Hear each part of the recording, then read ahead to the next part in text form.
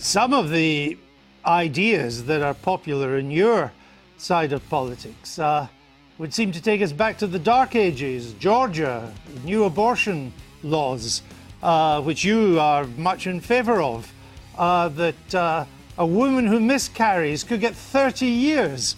A Georgian woman who travels to another state for an abortion procedure could get 10 years.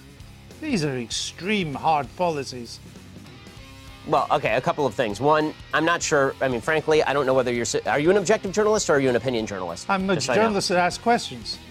Okay, so you're a supposedly objective journalist calling policies with which you disagree barbaric and suggesting only one side of the political aisle has ideas. So I just want to point out that I wish you would at least be honest in your own biases. Mr. Shapiro, I know that broadcasting in America is now so polarized that on one program you only have the left, and another one you just have the right. My job is to question those who have strong views and put an alternative to them. If you were an anti-abortion person, I would be putting pro-abortion questions to you. But you are really would you call the pro-choice position? So why don't you just answer my question, sir? I'm happy to answer your question. Please answer this one. Would you suggest that a late-term abortion is brutal? I'm not taking a view on this issue. I'm asking you the questions. Sir, you just suggested the pro-life position is inherently brutal and terrible, so I'm asking you, as an objective journalist, would you ask the same question to a pro-choice advocate by calling their position brutal and horrible? What I'm asking you is that why is it that a bill banning abortions after a woman has been pregnant for 6 weeks is not a return to the Dark Ages? What's your answer? My answer is something called science. Human life exists at conception. It ought to be protected. Now, back to my question to you. You purport to be an objective journalist. BBC purports to be an objective down-the-middle network. It obviously is not. It never has been. And you, as a journalist, are proceeding to call one side of the political aisle ignorant, barbaric, and sending us back to the Dark Ages. Why don't you just say that you're on the left? Is this so hard for you? Why can't you just be honest? Seriously, it's a serious question. Mr. Shapiro, if you only knew how ridiculous that statement is, you wouldn't have said it.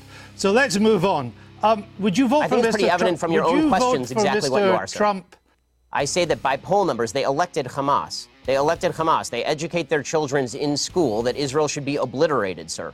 I guess... If you want to read... honestly, this is a giant waste of time in the sense that the entire interview is designed for you to shout slogans or old things that I've said at me. I don't see how this forwards the debate. You talk about undermining the public discourse. It seems to me that simply going through and finding lone things that sound bad out of context and then hitting people with them is a way for you to make a quick buck on BBC off the fact that I'm popular and no one has ever heard of you. There are not many bucks to be made on the BBC, unlike American broadcasting, Mr. Shapiro. The point I'm trying to make is that your words are highly designed to produce the consensus and understanding that the book seems to want to produce. That's my point, that you write about, Judeo-Christian culture and so on, but so much of what you've said in the past would seem to turn its back on Judeo-Christian culture. You're lecturing me on Judeo-Christian culture after you call the pro-life position barbaric? I just asked you a question. And I asked you a question. You failed to answer a single one of mine. Frankly, I find this whole thing a waste of time. If you want to read the book and critique the book, why don't you read and critique the book? If you want to critique me, you can think whatever you want of me. Why don't you just try and I don't care. I don't frankly give a damn what you think of me since I've never heard of you. And I've never heard of you until I briefed myself for this. But that's not the issue. You have a new book out. Then why the hell are you interviewing me, sir? It's an interesting book. But my point is, your book claims that society... Well, it'd be nice if you would quote it from time to time. Your book is... Well, actually, I've done so several times, and I'm about to do so again, if you would let me just finish the question. Your book claims that society is turning its back on Judeo-Christian values. Yeah, what are those values? What are the values it's turning its back on?